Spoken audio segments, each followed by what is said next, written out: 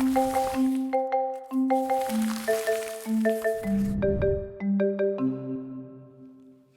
right, Hailey, thanks for being here. Welcome. Hello, hello. What questions do you have from this sermon today? All right. So, like you said, I did only hear it about 30 minutes before, but I was thinking of questions during. My first one kind of goes back to last week, though. So I guess is there a point where a person is too deconstructed, where self-forgiveness is too far gone, and they can't reach that new reconstruction process? Got it. No, I don't think there's any situation where someone is hopeless. Now, we've all met somebody who's gone through deconstruction that is bitter. We've probably been bitter ourselves through deconstruction. And I think it's important to practice empathy toward those people. But there is a difference between bitterness and deconstruction, because I've met people who are going through really good things and still find ways to be bitter, right? And so if anyone feels like they are too far gone, or they've gone so far that they can't, believe the things they believed before, I would say that's actually the path that this whole Christian journey is going toward, which is symbolized by the cross. And so there's nothing that cannot be redeemed or reconciled, because as Paul writes in in Ephesians, he says, God is gathering up all things back to him. Good answer. Thanks. Okay, so the story with Pastor Susan. Mm-hmm. In a pastoral role, does changing your views make you unauthentic? How do you deal with a more closed-minded person that would see you as disingenuous if you said one sermon and then went to the funeral and said something completely different? Yeah. I think that people have this expectation that pastors, as soon as they graduate, know all that there is to know about Christianity. And it's like, oh, you got ordained, so what does 1 Thessalonians 3 say? It's like, well, hold on. There was never a point where we actually were told to read the whole Bible. And, one of the reasons we did this 9-year sermon series was so that I could read the Bible. And I just finished in preparation for 2 Thessalonians, which is the next and the last book. And so there's this expectations that pastors shouldn't change because they should always know. And the fact is, that is expecting pastors to not be human. And what's even weirder is that pastors ourselves have that expectation for ourselves. And so we've had to learn how to forgive myself in that process, and then also learned how to own what came before. I know the sermons I preached, 12 years ago now. I definitely wouldn't say those things again. There are recordings out there. So it's like, yes, I've grown and I've changed over the last 12 years, but every Christian should be doing that. I would not expect me to be saying the same things 12 years from now as I am saying today. However, I do think that I'll still be part of the tradition. I think I'll still be opening the Bible. I think that it will continue to speak because I believe it as a living word into whatever context 12 years from now is. Yeah, no, I definitely think everyone's changing every single day, but it just goes back to that, a person in power, a person who you look up to or whatever, you're like, wait a minute, like how are they changing? But I think we can all agree and we can all thank you for being so human and being so honest with us in every step of the way. So thank you. Thanks. I always worry people are like, that guy's really insecure, because that's how I feel every time, No. Well, I think you level with us too. I mean, I'm a first-year teacher, and I think the thing with like my students is it's not like I'm your authority, like I'm better than you. It's kind of getting down on their level and being like, we're in this together, we're growing, we're learning together. Like, you never stop learning. So, yeah. Yeah, it's interesting you say that, because a lot of people say like, wow, you're asking all the questions that I wanted to ask. I'm like, me too. Yeah. Like, that's exactly what we're going through together. And I hope that people feel that this is very much like I'm experiencing this with all of you as well, because I'm learning just alongside all of you. And then I guess my last question is, how would you approach someone who is very much, the past is the past, I don't want to look back, I don't want to bring the past into my present, but you made it a point that is a part of the deconstruction and the reconstruction process. But how would you approach someone that's just like, no, I can't look back? Yeah, I don't want to read, that's a great question. I don't I know that everybody's now thinking of something in their past that they don't want to look back at. And I want to say I don't want to just give blanket advice because there are some things that require more nuance to talk about that are in our past. But I will say I have found when I speak to people and share my story, whether it's on a stage or just conversationally, I found that it's much more authentic and genuine, and people find it to be more connective to their own lives when I own my story. For instance, I was very anti-LGBT for the majority of my life, although the majority's running out now. I was very anti-LGBT. I knew the verses that condemned it. I was against it. I thought it's what Christians should do. And it wasn't until around 2008, 2009 that I started to change those opinions, and then was really completely changed in 2012. And I tell people that because it's like that's the context I was born into. And I think that when you leave yourself open to where God is leading, you realize, oh, this caused a lot of damage, and it's important for me to make amends to people who suffered from that, whether I embodied that or not, because I participated on some level. So that's why we frequently say things like at Paradox, where it's like, on behalf of a church, I want everyone here to know that suffered from queerphobic theology or has heard that they're less than because of their identities or their orientations. I want you to know that on behalf of the church, we're sorry, because we know that we are part of the church, and this is wrong for people to continue to perpetuate this. And whether it was me saying it or not to that specific person doesn't matter, because it's the church that represents that. Nice. All right, I guess we're going to open it up to your guys' questions now. So the first one says that I understand that quite a few scholars believe Ephesians was written by someone from a Pauline school yeah. of thought, not Paul himself. Does it change your message if Paul didn't evolve his thinking, but his successors did? What seminary did you go to? Great question. So what this person is asking is that it has been attributed that, or there's debate in the scholarly world that Ephesians wasn't actually written by Paul. I personally think it was. I can understand the arguments for why Paul didn't write it in the fact that it's more of a general letter that some would say is kind of like a founding document for churches in general. It doesn't specifically reference people in Ephesus like he does in his other letters. However, Ephesians chapter 1 is my favorite thing that Paul ever wrote. And it's so incredibly brilliant that I feel like it has to be Paul because it feels like the natural progression of where he went. Now, if Paul didn't write Ephesians, I would point to Romans. And I don't think there's any scholarly debate that Paul wrote Romans. And in Romans, Paul goes from saying, like, just hang on and believe more in 1 Thessalonians to Romans saying, like, nothing can separate us from God. God is right here, right now. Neither height, nor depth, nor valley, nor mountain, none of it can separate us from God.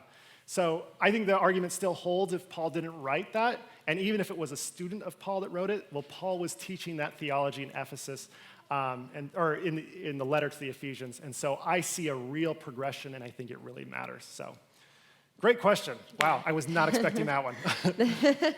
This next one's good too. Would you consider Jesus Christ to be a reconstruction of the God of the Old Testament? Great question. Wow. Okay, so there is I've heard some people, specifically Richard Rohr, talk about how construction is the first 5 books of the Bible. Then the prophets are all deconstruction. And then Jesus attempts to reconstruct Jewish faith in the way that he did things, which is great. And I actually believe that as well. However, Christians have to be careful with that language because it can come off as very anti-Semitic. And you have to acknowledge there's other Jewish rabbis who were doing this around the same time as Jesus, like a rabbi named Hillel, who also said a lot of things that Jesus also said. So there were lots of rabbis who were reconstructing Jewish theology in the shadow of the Roman Empire during Jesus' day and age, and Jesus was one of them. And so, yes, was Jesus reconstructing it? Yes, he was, alongside several other Jewish rabbis. The next question says, I know we have to disorder before we can reorder, but it feels kind of terrible in the process. Will I feel better once I get to reorder? Oh, you will walk with a limp for the rest of your life. And I wish there was better news, But the fact is, you cannot separate yourself from your story. And the idea that you could somehow forget that someone hurt you or forget that someone lashed out, the fact is, you'll never open your arms quite as wide after you've been hurt once, right? And so I think that you make peace with it is a better way to say it. But there are some stories that I start to tell, they could happen months ago or years ago, that if I start to tell them, my eyes start to water, and they're still like, it's very quick to access that grief. And so I think that there's that. The difference is, I think that you're just like, okay, this is part of my story, and there's some acceptance with it. But for instance, if someone, like, I love my grandfather, I love both my grandfathers, I'm still sad that they died. I'm not gonna be like, oh, it's fine. Like, I loved the relationship I shared with both of them. So that's what I would say to that. Or if you're Olivia Rodrigo, you can just write some awesome songs about it. There you go. There you go. But we're not all that talented, so. What about a mother who believed in Jesus, but her dear son rejected Jesus and was murdered in a busted drug deal? Will she not grieve her son's loss? Well, there are some people here who have terrible relationships with their mother, so I want to acknowledge that before we go any further. The majority of mothers I've interacted with would grieve their son's loss no matter how bad the son was. I've experienced more unconditional love from motherhood and seen that, and also I've seen the other side where there's mothers that are very difficult in relationships to get along with. So I think that's definitely the case. I think this is a question about salvation too, and the idea that God would save some and not all. I think anytime someone takes the message of salvation and uses it to lower the hope of someone, they are going in the opposite direction of what salvation is supposed to be. So if you're like, well, it's too bad your murdering, drug-dealing son didn't give his life to Jesus, that's the opposite direction of hope, always. And when we talk about resurrection, it is always a message of hope, so we should always go back to that. So that's what I would say in response to that. What advice would you give to people in the process of deconstruction and reconstruction? Don't rush it. There's this idea that you have to rush through deconstruction and get to reconstruction. It'll only make it worse. Like, allow yourself to be angry. Allow yourself to let go of belief. And then when you're tired of that, say, I want to try something new. It's okay to sit in that deconstruction. It's okay to be part of it. Just don't try to rush it. My hope is that this community can be one that wraps its arms around you, whether you believe in God or not. No matter what it is that you're going through, we want you to know that we're here with you. We may believe different things. We may be at different stages. We may be at different ways of thinking about things, but we're all together in all of our various ways that we understand life. Sorry, I have a kind of a follow-up. Do you feel like salvation ultimately rushes the process, though? Because if you're in that deconstruction and you feel the stress of, I need to get here in order to, like, if I die tomorrow, is my salvation in question? Like, great question. I was worried when I was in junior high and high school that Jesus was going to come back before I asked for forgiveness of sins. Because that would be like it for me. So that's the kind of picture of God I had. And I tell you that because salvation can be used to block your authentic experience with God. But I would say to that person who said something like that, I got to get through deconstruction so I can get right with God, I would say, are you aware of Matthew and Mark's gospel when Jesus' last words on the cross are, my God, why have you forsaken me? And then Jesus dies. So if your last words are, I'm an atheist, you're actually in pretty good company with Jesus Christ. And that's mind-boggling to most Christians because there's this idea that our last thought is the thing that saves us or kills us. And if that's the case, then Jesus is there with you. I think I should slow down for a second by acknowledging the atheist Jesus that I just that I said something about. I know that can take a while to process and grapple with, but Luke and John's gospel ends with much more comforting statements that Jesus says, like, it is finished, and Father, into my hands I commend my spirit. That's Jesus' last word in those, which I think is important, and there are people who die peacefully and make peace with who they are. However, in Matthew and Mark's gospel, his last words are, why have you forsaken me? And it's people who die questioning, people who die uncertain of things. And I think the message from all four Gospels combined is that Jesus is with us no matter what our last thought is when we die. How do I view pain and suffering as part of this gift from God? Oh, man, lots of time. Stephen Colbert was being interviewed by Anderson Cooper, and he was talking about his brother's a plane crash that killed, I believe it was his dad and two brothers. And it was like 40, 50 years ago. He was 8 or 9. He's the youngest of 10 kids. And he's like crying as he's remembering it because, he loved his brothers, he loved his dad. And he said, what I'm working toward is trying to be grateful for the thing that I most wish didn't happen to me.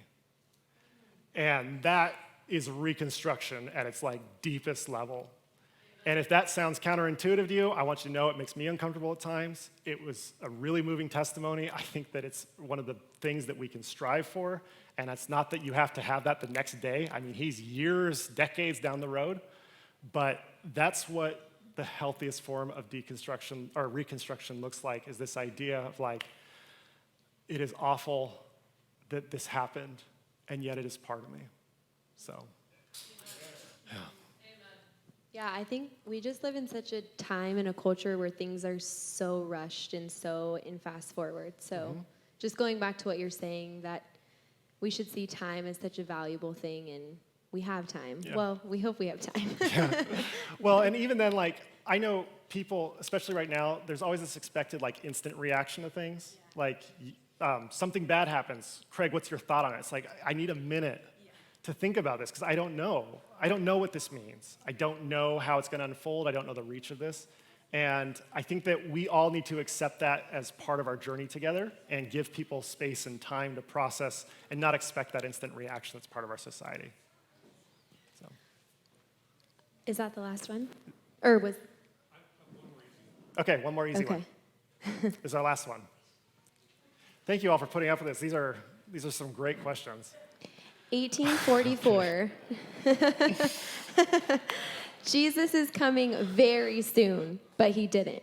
Is this an example of deconstruction? How do you I have to give deconstruct? some context. Okay, I grew up Seventh-day Adventist. It's part of my story. I no longer identify as Adventist. That's a whole nother conversation about how I arrived there. I'm happy to talk to anyone about that. This is a reference to 1844, which is part of Adventist history.